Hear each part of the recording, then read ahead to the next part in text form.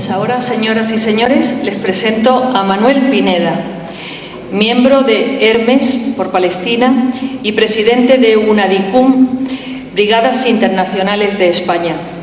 A este temerario malagueño, escudo humano que está hecho de otra pasta, le siguen legiones de admiradores. A ver si cuando termine de hablar sabemos por qué. Es tu turno.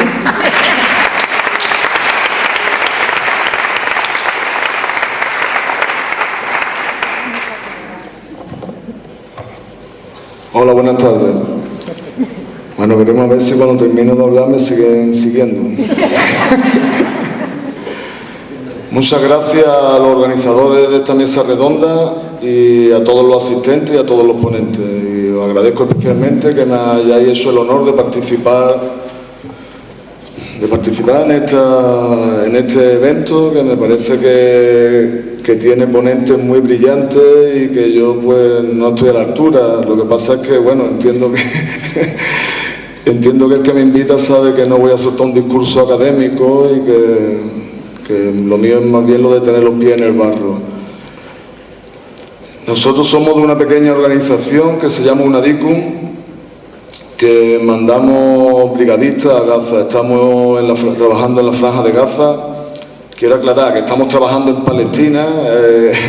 Teresa antes lo puntualizaba bastante bien. Aquí parece que hablamos de Palestina por un lado y de Gaza por otro. De hecho, cuando alguien te dice he estado en Palestina, sabemos que ha estado en Cisjordania o en Jerusalén, y el que va a Gaza no dice que va a Gaza, que va a Palestina.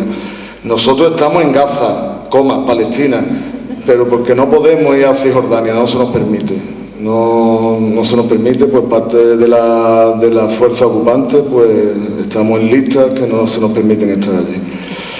Estamos en la Franja de Gaza montando brigadas, las que llamamos Brigadas Internacionales UNADICUM, y le llamamos así en honor a los brigadistas internacionales que vinieron en la guerra civil española a luchar contra el fascismo, haciendo lo que tenían que haber hecho sus gobiernos. Nosotros estamos en la Franja de Gaza protegiendo a campesinos y a pescadores con nuestros cuerpos como escudo humano, ya que nuestros gobiernos no hacen lo que deberían de estar haciendo. Digamos que es un modo de hacer homenaje a aquellos que vinieron aquí a dar su vida por la democracia española contra el fascismo. Nosotros utilizamos ese nombre en homenaje a ellos. Yo he llegado hace unos 10 días de la Franja de Gaza. Estamos allí desde hace algunos meses de forma continuada, y hace unos meses se anunció un gobierno de unidad nacional que acababa con la fratricida e insoportable e irresponsable división de las principales facciones palestinas. En ese momento sabíamos que iba a pasar algo. Sabíamos que las fuerzas ocupantes no iban a permitir que esto siguiera adelante, o si lo iban a permitir es porque se les ganara. Pero ellos iban a hacer todo lo que estuviera a su alcance para evitarlo. Intentaron mover fichas con la comunidad internacional, que Estados Unidos no reconociera este gobierno de unidad, que la Unión Europea, que tal, pero era muy difícil para estos gobiernos hacer eso, pues porque una de las excusas que ha dado siempre para no hablar con Palestina es que no tenían un interlocutor, que cada palestino hablaba en nombre de un grupo de palestinos y que no se podía hablar con nadie que representara a todos los palestinos. Con ese argumento era muy difícil oponerse al gobierno de unidad. Israel, que no es muy creativa, pues tiró de lo clásico. Tiró del crimen, empezó en Cisjordania, en Jerusalén, utilizando la desaparición y posterior muerte de 3 colonos israelíes, que de entrada ya se lo adjudicó esa desaparición y esa muerte se la adjudicó a la resistencia palestina, y más en concreto a Hamás. Luego se ha demostrado que ni la resistencia palestina ni Hamás tenían nada que ver con esto, que parece que era un ajuste de cuenta con otros israelíes, pero eso es irrelevante. Se necesitaba un argumento para machacar a los palestinos y de este modo agudizar tensiones entre Hamás y Fatah y tratar de que se rompieran, y estuvieron a punto de lograrlo. Estuvieron a punto de lograrlo con aquella represión terrible que llevaron en Cisjordania y Jerusalén, en la que detuvieron a centenares de palestinos, secuestraron a centenares de palestinos.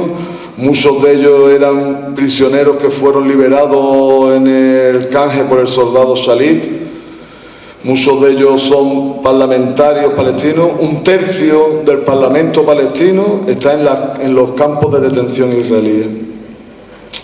Y bueno, Gaza, la otra parte de Palestina que está inconexa, pues porque no se le permite estar en conexión con el resto de Palestina, pues apoyó a su hermano de Cisjordania y de Jerusalén, y lo hizo, pues yo creo que de forma heroica, sabiendo que iba a pagar un alto costo por eso.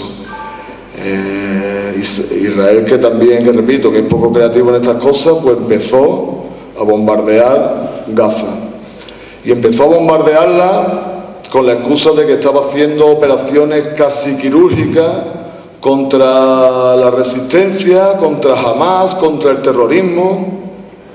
Nosotros que estábamos allí haciendo report de estas cosas, nosotros uno de los trabajos que hacemos es documentar las agresiones que comete la fuerza de ocupación sobre el pueblo de Gaza, y que lo hacemos no solo cuando hay una gran agresión, porque hay que decir, yo creo que Teresa ya lo ha dicho antes, pero hay que decir que los bombardeos sobre la Franja de Gaza son todas las semanas del año, no solo cuando hay una operación de estas a las que le ponen nombres ridículos, como plomo fundido, margen protector o corrector, no sé cómo lo han llamado esto. Las agresiones sobre la Franja de Gaza son cada día. Se me ha olvidado decirlo antes, que nosotros vamos allí de escudo humano de los campesinos que van a sembrar, y la fuerza de ocupación le disparan mientras que siembran o recolectan. Nosotros nos tenemos que poner delante. Eso no es cuando están todos los ojos del mundo sobre la Franja de Gaza, eso es cada día. Disparan, hieren, matan, secuestran a los campesinos, a los pescadores, a quien quieran.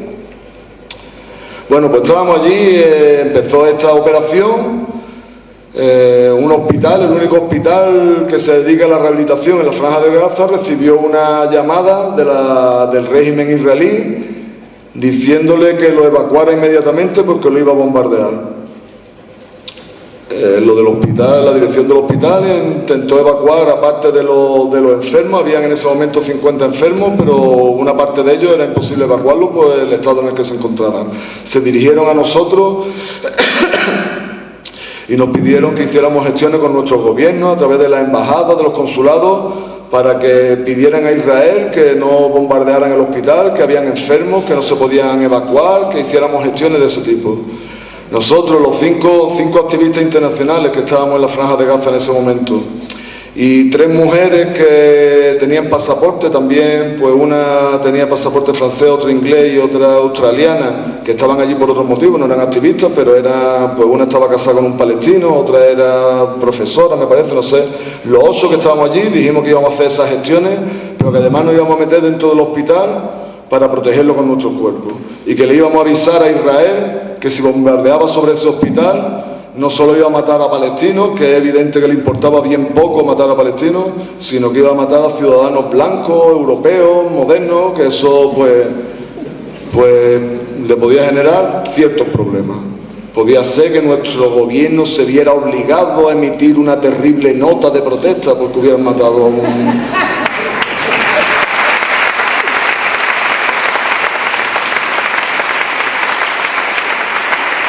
Así estuvimos durante 8 o 9 días, los 8 internacionales, estuvimos en turnos de 2 en 2, la compañera Valeria, una compañera venezolana de nuestra organización, y yo hacíamos las noches, y una de estas noches recibimos una llamada, a las 9 menos cuarto recibimos una llamada en la que Israel avisaba que iba a bombardear ya, que ya se había agotado su paciencia y que iba a bombardear. Dijo eso y empezó a bombardear. O sea, no dio tampoco mucho margen, ¿no? Empezó a bombardear, en principio, desde los drones que mandan unos misiles no demasiado grandes, y desde tanques empezaron a destruir las instalaciones del hospital. Desde la dirección del hospital se pusieron en contacto con la Cruz Roja para pedirle que hicieran gestiones con Israel para que parara eso, que todavía quedaban 17 enfermos dentro del hospital, 16 de esos enfermos en coma, enganchados a todas las máquinas a las que se puede estar enganchado, y que no era posible evacuarlo deprisa porque se ponía en riesgo, en un riesgo más que inminente, la vida de estos enfermos. Se le pidió a la Cruz Roja que hiciera esa gestión, y la Cruz Roja se negó diciendo que ya se nos había avisado con tiempo y que habíamos tenido tiempo para evacuar y que ya no era tiempo de hacer más llamadas, que lo que teníamos que hacer es salirnos de allí los que pudiéramos salirnos y que no había tiempo para más. Se le pidió a la Cruz Roja que al menos mandara ambulancias para poder evacuar a esos enfermos, porque en aquel momento teníamos solo 2 ambulancias en el hospital y un solo conductor, y que era imposible trasladarlo de ese modo. También dijeron que no a esta petición, dijeron que era peligroso mover la ambulancia en ese momento. No sé para qué sirven una ambulancia en la Franja de Gaza que no se mueven cuando es peligroso, pero bueno, esa fue la respuesta de la Cruz Roja. Quiero decir que se ha iniciado un proceso para llevar a la Cruz Roja al Tribunal Penal Internacional por colaboración en la destrucción del hospital.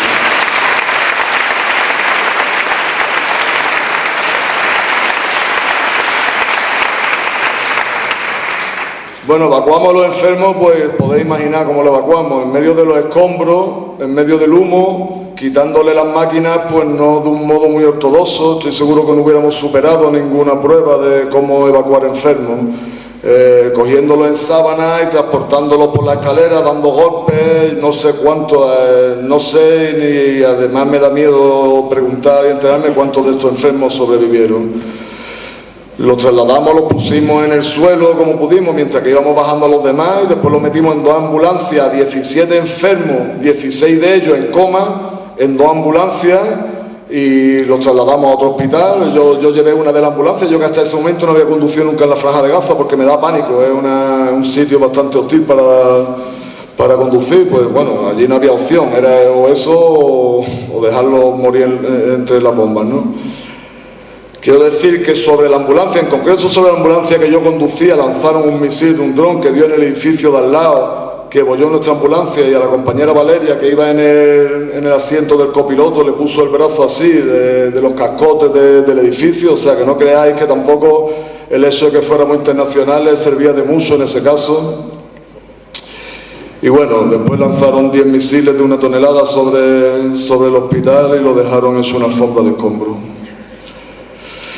Luego empezamos a hacer de escudo humano también en la ambulancia. Estaban bombardeando ambulancias, estaban matando al personal sanitario, a los paramédicos que trabajan de forma heroica debajo de las bombas, llevando 4 meses sin cobrar salario, pues porque no entra salario allí.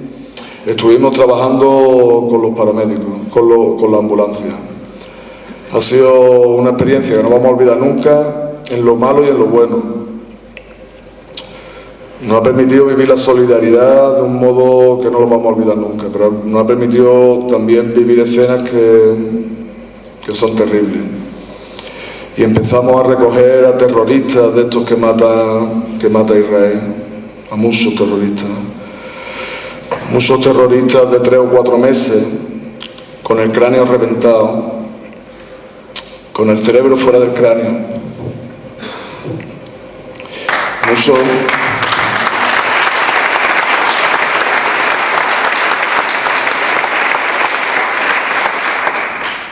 Muchos de estos niños que tuvimos que meter a pedazos en bolsas de plástico sin saber si el brazo se correspondía con esa cabeza o con la cabeza de al lado. Madres de terroristas, familias enteras debajo de los escombros. Quiero deciros, porque creo que expresa bastante cómo se ha vivido esta masacre en la Franja de Gaza, que las familias decidieron vivir juntas en un dormitorio, estar el máximo tiempo posible esperando que no le cayeran las bombas, pero si les caían las bombas que se lo llevaran a todos juntos. No querían dejar más niños huérfanos, a pesar de que la Franja de Gaza es una gran familia y se hacen cargo, los de la casa de al lado se hacen cargo de cualquier niño, pero esta vez va a ser muy difícil hacerse cargo de los huérfanos. Son miles de huérfanos. Y son miles las familias que han perdido sus casas. Hay más de medio millón de ciudadanos de Gaza que han perdido sus casas. En una franja en la que sobreviven 1.800.000. Más de la 1/4 parte de la población de Gaza ha perdido sus casas. Pues muchos de estos ciudadanos, en este momento 300.000 de estos ciudadanos, se refugiaron en los colegios de la UNRWA, en unos colegios que tienen capacidad para 50.000 personas. Hay 300.000 desplazados que se han refugiado allí, considerando que el hecho de estar en colegios bajo bandera de la ONU les va a dar cierta protección. Pero se equivocaron también en eso. Han bombardeado muchos de esos colegios con miles de refugiados dentro. Han matado en esos colegios a muchísimos niños, a decenas, yo no sé cuántos. Yo sé que yo con mi ojo he visto y yo con mis manos he cogido a decenas de niños y de mujeres en los colegios de la UNRWA. Y que hay centenares de heridos. Han bombardeado muchos hospitales. Quiero deciros que muchas veces a nosotros se nos da el valor de que estamos allí y sabemos lo que pasa allí. Muchas veces os enteráis vosotros antes que nosotros, porque una de las primeras cosas que atacó Israel fue las torretas repetidoras que nos permiten comunicarnos. Nosotros no sabíamos qué pasaba en la ciudad al lado. Escuchábamos que caían bombas, pero no sabíamos lo que pasaba en la ciudad al lado. Yo en muchos casos solo puedo decir las cosas que he visto. Yo he visitado 6 hospitales bombardeados. Ahora he leído recientemente que entre hospitales y clínicas han sido más de 20.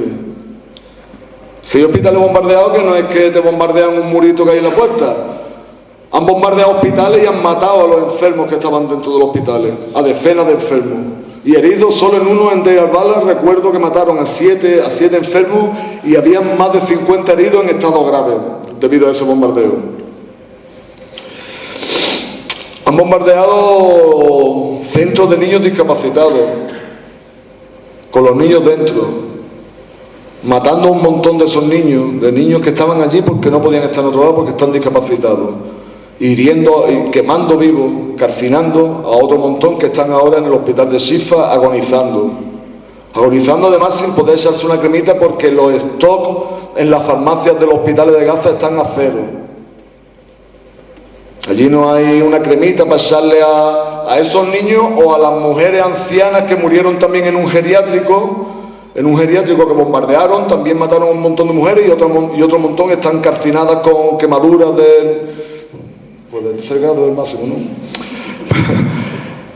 en el hospital, y que no tienen una cremita para echarse, ni tienen una venda, ni tienen una jeringa para ponerse una inyección, ni tienen un antibiótico para combatir las infecciones. Las bombas matan, pero van a matar más el bloqueo que impide que ese pueblo tenga acceso a lo que necesita. Y es un bloqueo que dura ya desde el año 2007. Y que ha provocado, vamos a ver, ahora mismo son casi 2.200 los muertos directos por los bombardeos. Desde que se inició el bloqueo, solo los ciudadanos gazatíes que no han podido salir a recibir tratamiento médico fuera de Gaza son más de 2.000. Pero son muertes silenciosas. Y a eso es a lo que no quería volver de ningún modo la población de Gaza. Aquí había un alto el fuego, han habido varios altos el fuego, varias treguas. Ahora mismo hay un acuerdo de cese el fuego indefinido. El pueblo de Gaza no ha pedido en ningún momento el cese el fuego. Ellos han pedido el fin del bloqueo. Porque el alto el fuego significa que van a seguir matándote sin que te estén mirando y sin que haya ninguna presión contra el asesino. Ahora mismo estos asesinatos, estos 2.000, casi 2.200 asesinatos y 11.100 heridos graves han hecho que la entidad sionista tenga sus niveles de popularidad más bajos de la historia. No porque sea la mayor masacre, aquí Teresa vivió masacres más grandes, la del Líbano fue terrible. Pero bueno, ahora mismo tenemos más posibilidades de ir difundiendo lo que pasa, de ir mostrando. O sea, nosotros recogíamos un cuerpo de un chiquillo debajo de las piedras y hacíamos una foto en el momento y lo difundíamos. Era muy difícil seguir manteniendo el discurso de que estaban matando a terroristas barbudos. El pueblo de Gaza no quería que esto se acabara para volver a la fase anterior, en la que seguían matando cada día. Nosotros no hemos recibido ese tipo de terroristas que hemos recibido ahora, no es la primera vez. Recuerdo una niña, el día de Nochebuena de este último año, el 24 de diciembre, cuando la mayoría de la gente pues está con sus familias comiendo turrones y brindando, había una chiquilla en el campo de refugiados de Magasi merendando. Y había un tanque que estaba allí, pues porque siempre está un tanque allí, no es ahora que está una masacre. Siempre la valla que separa Gaza de los territorios ocupados en el 48 están siempre llenas de tanques, de jeeps, de soldados, y nunca con muy buenas intenciones. Esto que os voy a contar está grabado por la televisión israelí. Y eso va a permitir que haya cierto proceso, que terminará en nada, por supuesto, pero hay como un proceso abierto por esto, porque es que fue emitido en directo lo que os voy a contar. Había un tanque, pues, con el cañón apuntando para acá, para allá, metiendo miedo a los campesinos, las cosas que hacen habitualmente. Y en un momento dado, apunta para la casa de esta chiquilla, Hala. Y no solo apunta, sino que pega 3 o 4 obuses y mata a esa terrorista de 3 años que estaba tomándose su merienda allí. Y hiere a la tía y a varios de los primos. Nos llegamos enseguida, nos vimos, bueno, aparte de ver a la chiquilla, hacerle fotos, difundirla. O sea, yo sé que es molesto, y alguna gente me dice, no haces bien lo que haces, hermano, poner fotos de niños muertos no haces bien. Yo no he puesto nunca una foto de un niño muerto que no me haya autorizado al padre a ponerla. Pero es que no es que nos autorice, es que nos lo piden. Porque ellos sufren como una doble condena. Ellos sufren que te maten a tu hija y que además quede en silencio, que nadie lo sepa. Y entonces son ellos los que nos piden que difundan todos los palacios de Europa. Por favor, difundir lo que está pasando aquí. Y para evitar eso, el pueblo de Gaza no quería un cese el fuego. Que siguieran matando a niñas como Hala en silencio y que los padres la tuvieran que enterrar como si fuera una terrorista la niña. Ellos quieren que se sepan que están matando a su pueblo. Y quieren que la solución a eso sea el fin del bloqueo. Porque si no es así, estos 2.000, casi 2.200 muertos van a ser una anécdota con lo que viene ahora. Ahora mismo van a venir decenas de miles de muertos, pero van a ser en silencio. Van a ser muchos de estos niños se van a morir porque no hay posibilidad de hacer una operación. Nosotros estamos aquí, uno de los motivos que hizo que yo me viniera antes de que terminara esta masacre fue iniciar gestiones para que las comunidades autónomas de aquí asumieran las operaciones y los tratamientos que necesiten muchos de estos niños. Y estamos hablando de traernos 20, 30 niños. ¿Eso qué es? Allí hay miles de niños condenados a vivir el resto de su vida en silla de ruedas o en una camita. Muchos niños con la columna vertebral partida. Muchos niños a los que les faltan las piernas y los brazos. Muchos niños a los que le han reventado el cráneo pero no han terminado de morirse, les falta masa encefálica. ¿Qué es lo más triste de todo esto, a mi punto de vista? Lo más triste de esto es la complicidad disculpad porque yo no soy tan diplomático como los compañeros que me han antecedido antes, eso. Teresa es brillante, además de brillante, es muy honesta en su exposición, y Tania, por supuesto, y todos los que pero yo no soy, disculpad, pero yo no soy tan diplomático. Nuestros gobiernos tienen las manos manchadas de la sangre de los niños palestinos.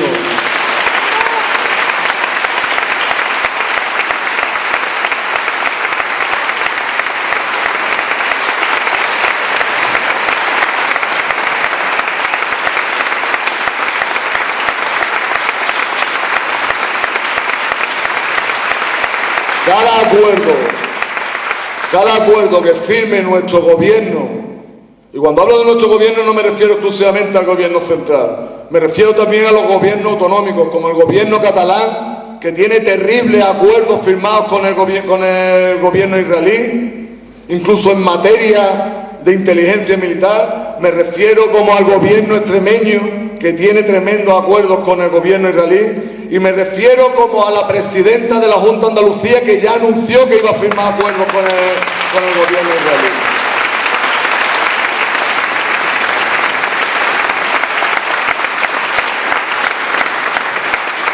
Llegó incluso a anunciarlo en la web.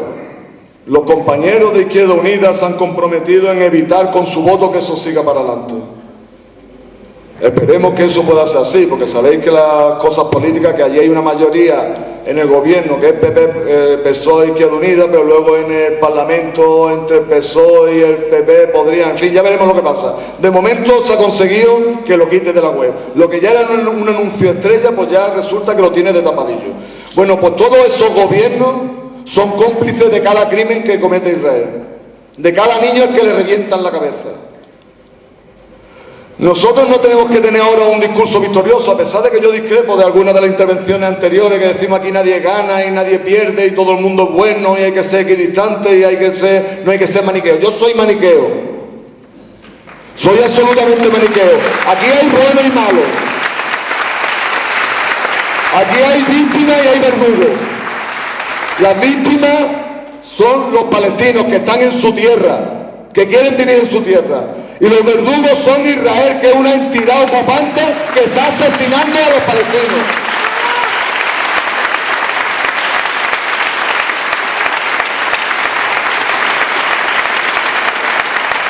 Y para decir que Israel son unos asesinos no tengo que pedir perdón y decir, pero jamás podría hacer mejor las cosas. Ese será un debate de los palestinos.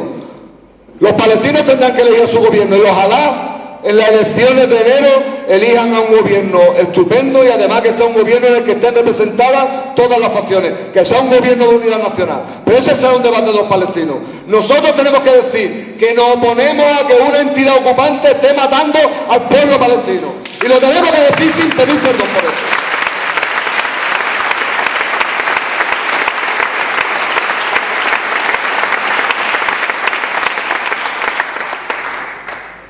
Mirad, perdonad, sé que me estoy extendiendo más del tiempo que tenía adjudicado, voy a intentar no extenderme mucho más. Pero deciros que nosotros montamos brigadas y queremos que vengan brigadistas allí, por supuesto, porque sirven de escudo humano y sirven además para conocer cómo se vive en lo que Amnistía Internacional definió en su momento la mayor cárcel al aire libre del mundo. Hoy en día yo diría el mayor campo de exterminio al aire libre del mundo. Los que vengan se enterarán de cómo se vive allí, además de hacer una labor como escudo humano. Ahora también está la flotilla, está poniéndose en marcha y creemos que tenemos que apoyarlo. Todo lo que sea a disparar desde este lado hacia allí, lo que no podemos gastar balas entre nosotros. Tenemos que saber cuál es nuestro enemigo. Unidad, la misma unidad que le pedimos al pueblo palestino tenemos que tener el movimiento de solidaridad con Palestina. Hay muchos modos de solidaridad con Palestina, pero hay uno que es estratégico. Los demás son las brigadas nuestras, la flotilla, lo que queramos hacer, las manifestaciones, todo ayuda, todo suma. Pero hay uno que es estratégico y además no lo decidimos nosotros, que no somos quienes para decidir sobre eso. El pueblo palestino nos marca el camino y nosotros tenemos que apoyarlo. Esa herramienta que nos dio el pueblo palestino se llama Movimiento BDS, Movimiento de Boicot, Desinversión y Sanciones. Está basado en lo que consiguió echar abajo al régimen del apartheid israelí, sudafricano. Me imagino que cuando han invitado aquí al compañero esto a que suba, pues será para que explique un poco más detenidamente lo del movimiento BDS, entonces no me voy a extender demasiado. Lo que quiero decir, aparte de que lo expliquen técnicamente, ¿qué es lo que aspira este movimiento? Aspira a poner a Israel en el lugar de la historia que le corresponde, al lado del régimen nazi, al lado del régimen del apartheid sudafricano, al lado de tantos regímenes criminales que han habido en la historia.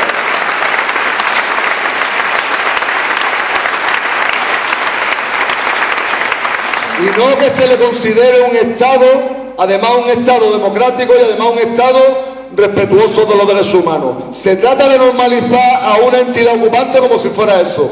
Y nosotros a lo mejor tenemos que aguantarnos, decir ahora mismo, Israel es una realidad que no nos gusta, es una realidad, pero nunca podemos renunciar a que deje de serlo.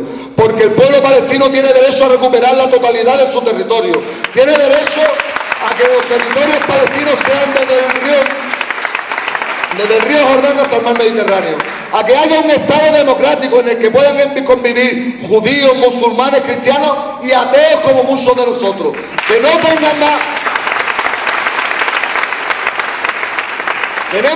Tenemos que aspirar a eso.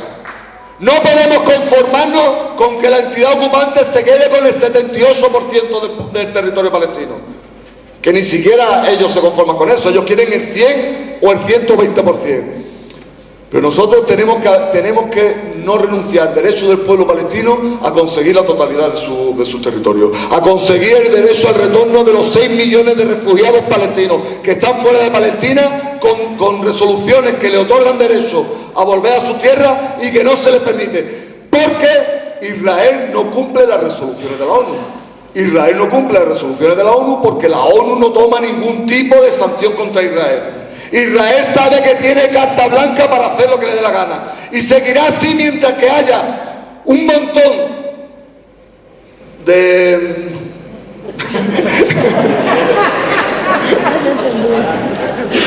Voy a poner un ejemplito que me gusta. Que me gusta y que creo que es ilustrativo. El del circo. Aquí hay un dueño en este circo, que es el señor Obama. Luego tiene un muñeco coreano que pone allí como los ventrílocos, lo hace que hable por él, pero es el dueño del circo. Luego están los jefes de domadores que marcan las líneas en determinados ámbitos. Nosotros tenemos aquí a la señora Merkel, al señor Hollande y al señor Cameron, que son los que deciden qué es lo que hacen los que van más abajo. Después del dueño del circo, debajo del muñeco coreano, debajo de los domadores, están los payasos, que son los que, como el señor Rajoy, o el señor Mao, o el señor Monago, se limitan a hacer payasadas, a preguntarle a su amo qué pensamos nosotros de esto y a repetirnos a nosotros pensamos esto. Bueno, pues mientras que no consigamos que los payasos, que son en los que podemos influir nosotros no vamos a influir en la señora Merkel o en el dueño del circo. Podemos influir en los payasos. Mientras que no consigamos que los payasos cambien de bando y dejen de apoyar a los verdugos y apoyen a las víctimas, pues tendremos que seguir peleando para que cambien de bando o para cambiar a los payasos.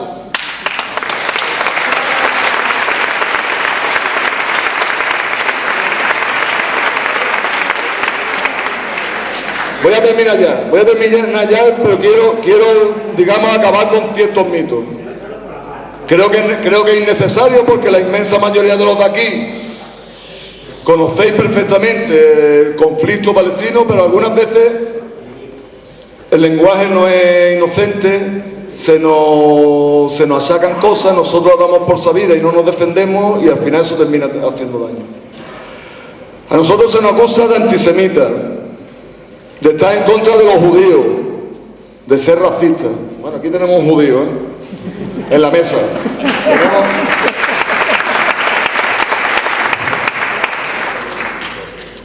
Y no es solo un judío. Hay un montón de judíos, hay redes como la IHAM, la Red Internacional de Judíos Antisionistas, hay un montón de organizaciones judías antisionistas, furibundos antisionistas, apasionados, que dan la vida por luchar contra la entidad sionista. Nosotros no estamos contra los judíos, estamos contra el sionismo. Y estamos contra el sionismo porque es una ideología racista, supremacista, etnicista, nazi. Y estamos contra ellos por eso. Y del mismo modo que no todos los judíos son sionistas, no todos los sionistas son judíos. Porque no se le conocen antecedentes judíos al señor Aznar, al señor Zapatero, al señor Felipe González, ni al señor Rajoy. Así que no podemos aceptar por nuestro silencio que seamos antisemitas. Entre otras cosas, los que son antisemitas son los judíos, que están contra el pueblo árabe, que son los verdaderos semitas. Otro de los mitos. Israel es una necesidad. Bueno, yo creo que ya lo ha explicado perfectamente Teresa, pero voy a dar mi versión quizás menos académica. Israel es una necesidad histórica para defender al pueblo judío del holocausto nazi. Vamos, Israel se diseñó a finales del siglo XIX y se está cumpliendo cada uno de los pasos que diseñaron.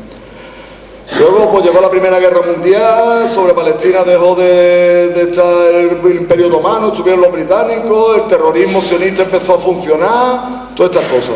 Después llegó al poder en Alemania un nazi, Adolf Hitler, que según las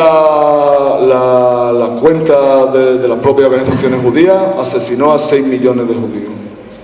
y asesinó a 25 millones de comunistas, y asesinó a casi todos los gitanos que pilló, y a los homosexuales, y a la gente que tenía cierta tara física o mental, y a todo el que no entraba en el perfil de lo que ellos querían. Pero ninguno de esos colectivos, los comunistas no van por ahí matando a los no comunistas, excusándose en que mataron a 25 millones en el Holocausto, ¿verdad? Bueno, pues Israel se erige en portavoz, representante y heredero de los judíos víctimas del Holocausto para matar a los palestinos, que ya me contaréis qué tienen que ver con eso. Es que además, ¿quién le ha dicho a Israel que es la heredera de esos judíos? Ahora, hace unos días, antes de ayer me parece, salieron 300 y pico de los judíos supervivientes del Holocausto acusando a Israel de nazismo, porque están haciendo con el pueblo palestino lo mismo que hicieron los nazis contra muchísimos palestinos. ¿Cuál ha sido la respuesta de Israel? Esos son judíos que se autoodian. No ríais, en serio. Estos son judíos que se autoodian. Y por lo tanto hay llamamiento ya desde ayer, hay llamamiento en Israel a matar a los 300 y pico judíos supervivientes del Holocausto. Eso está publicado en los medios, ¿eh? O sea, no me lo estoy inventando yo porque soy maniqueo. Eso está en los medios. Pero no pasa nada. ¿Sabéis que hay una diputada muy mona, por cierto, israelí, que ha hecho un llamamiento a matar a todas las mujeres palestinas para que no tengan a niños terroristas? Pero no vayáis a creeros que está procesada, ni que la van a meter en la cárcel, ni le van a quitar la condición de... No. Ahora mismo es una estrella en Israel. Antes hablaban, perdonad, estaba con lo de los mitos, pero al final digo cosas que se me olvidaron. Antes hablábamos de que sí, que es verdad que hay algunos israelíes que apoyan al pueblo palestino, es verdad, y desde luego hay que ser un héroe. Estos son verdaderos héroes, los israelíes que apoyan al pueblo palestino. Pero hay muy poquitos héroes de eso, ¿eh? Me parece que son como 200 o algo así en todo Israel, ¿eh? Entre otras cosas, está legislado en contra de esto. O sea, el que apoya al pueblo palestino está apoyando al enemigo y por lo tanto va a la cárcel. De lo que sí hay mucho es de los que hacen manifestaciones contra el gobierno, pero no pidiendo la paz, sino pidiendo la solución final contra Palestina. Que dejen Palestina como una alfombra, que echen a todos los palestinos de Palestina, que se ocupe de nuevo Gaza. ¿Sabéis que hay un montón de israelíes que se van a lo alto de una colina a celebrar cada una de las bombas que caen sobre la franja de Gaza? Eso están por ahí las fotos, ¿eh? Se van allí y brindan. Cada una de las bombas que caen allí, que matan a un niño palestino, ellos brindan por lo bien que lo están haciendo. Bueno, pues ya me diréis si esos son herederos de las víctimas del Holocausto o son herederos de los verdugos, de los nazis. Otro de los mitos, y ahí se interesa mucho poner foco sobre Hamás, porque cuando la referencia del pueblo palestino era la OLP, digamos, era distinto. Pero ahora vosotros no habéis dado cuenta que Israel no habla de la resistencia, ni no habla del Frente Popular, a pesar de que antes de ayer, por ejemplo, detuvieron a 17 dirigentes del Frente Popular en Cisjordania. Pero es una organización marxista-leninista, progresista, que defiende los derechos de los trabajadores. Entonces no está bien poner fuego sobre esto, porque tenemos partidos comunistas aquí también. Entonces no, ¿qué es lo que interesa? Vincular a Palestina con Hamás, unos barbudos teocráticos que quieren implantar la Sharia, que además no es cierto eso. Pero aquí lo que tratan es de que esto aparezca como un conflicto entre religiones, de que esto sea un conflicto entre judíos y musulmanes. Si esto es un conflicto entre judíos y musulmanes, ¿por qué vamos a estar nosotros manifestándonos a favor de uno o de otro? Ya que se manifiesten ellos, ¿no? O que esto es un conflicto interétnico entre judíos y árabes.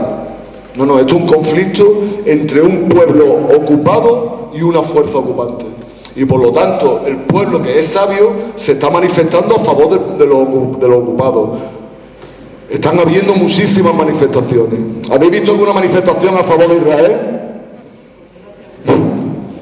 ¿Quién se va a manifestar a favor de un régimen que está lanzando bombas sobre un pueblo que no tiene a dónde esconderse, ni dónde refugiarse, ni a dónde escapar? No, la gente no se deja engañar, pero nosotros tenemos que que tenerlo claro, porque si no algunas veces terminan calando en nosotros eso. Y parece que nosotros estamos defendiendo a los musulmanes en contra de los judíos. No, nosotros estamos defendiendo a los palestinos como un pueblo ocupado en contra del sionismo, que es una ideología que ha llevado a esa ocupación. Y lo último, ya de verdad que es lo último, sobre la resistencia. ¿Os acordáis? Ya estamos en Madrid. ¿Os acordáis en el 2012 las de celebraciones que se llevaron a cabo aquí con Esperanza Aguirre y con no me acuerdo quién más, por el 200 aniversario de la constitución de las Cortes de Cádiz y todo esto? Que era una constitución que desde luego era para celebrarla, así una constitución progresista, pero no era por eso, por lo que la señora Esperanza Aguirre y esta gente lo celebraban. Era porque esa constitución significaba el final de la ocupación francesa en España. Algunos de vos, eso lo consiguió, ese final de la ocupación lo consiguió la resistencia, el pueblo en la calle luchando. ¿Vosotros pensáis que el pueblo en la calle luchando echó a la ocupación francesa tirándole flores y besitos? Luchó con todo lo que tenía a su alcance, con todas las armas que tenía a su alcance. Y nosotros ellos están celebrando los 200 años después. Bueno, pues ¿por qué nosotros tenemos derecho a celebrar esto y le negamos el derecho al pueblo palestino a resistir por todas las vías que tenga a su alcance contra la entidad ocupante?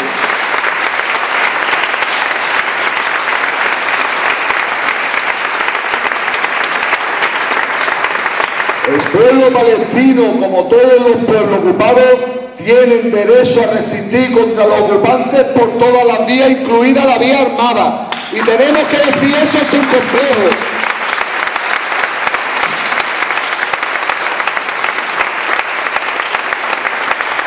Y además eso no lo dice este maniqueo, que también, eso lo dice resoluciones de las Naciones Unidas.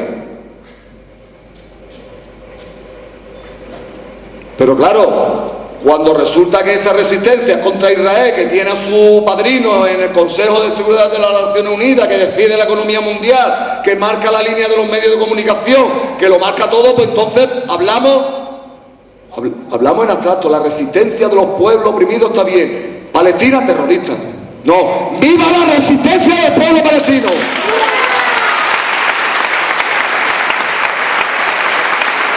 Sin complejo, sin político, ¡viva la resistencia del pueblo palestino!